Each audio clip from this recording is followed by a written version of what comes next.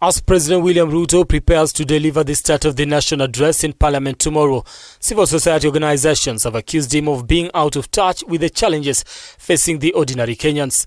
They claim his speech, like previous ones, will fail to address the pressing issues currently affecting the country.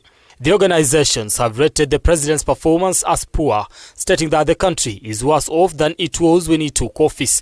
They joined other critics in branding Ruto's administration as one of broken promises. This is not supposed to be a feel-good statement from the president. It should be what actually is obtaining in the country with respect to inclusion, human rights, equity, devolution, every aspect of it that needs to be covered. Because when the president is giving that State of the Nation report, he has a tendency of turning it to a baraza, like you're talking to people in a baraza. But this is a technical report of the State of the Nation, and it's clearly outlined in Article 132.1 and Article 10, and the provisions of how it should be gazetted and how it is submitted for debate by the National Assembly on each aspect as outlined. The Kenya Kwanza government has been accused of overseeing the decline of critical sectors such as healthcare and education. According to the groups, Kenyans are now forced to pay out of pocket for medical expenses, despite promises of affordable healthcare.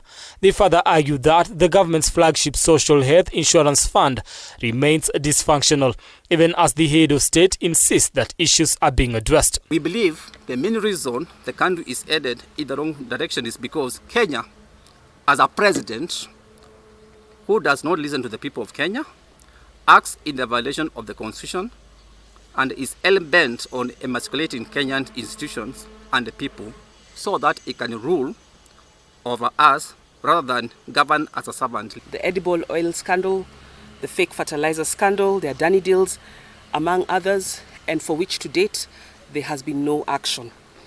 Anti-corruption agencies, specifically the Office of the Director of Public Prosecutions, seem to have run out of energy, direction or conviction in the fight against corruption. They further contend that the real state of the nation should highlight the rise in abductions and alleged state-sponsored excessive force by the police. This comes in the wake of Gen Z protests in June and July this year, which saw young people demand for institutional reforms.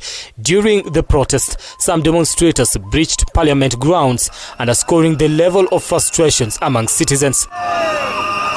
The groups further claim that the education system is also in disarray, with the competency-based curriculum transition sparking heated debates. Lecturer strikes have also paralyzed learning in universities, leaving students stranded. The bare minimum we expect from him is to tell us how he's going to deal with the mess which all of us have raised. Because I think from this we can even say we have gone like 10 steps backwards. So we are talking about a regime which has scored like 1 out of 10. According to the groups, the high cost of living and the inability of many Kenyans to meet their daily needs represents the true state of the nation.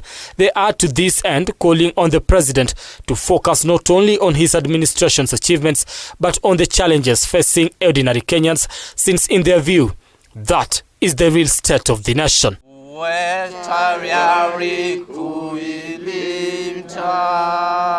Brian Amwai, K24, Nairobi.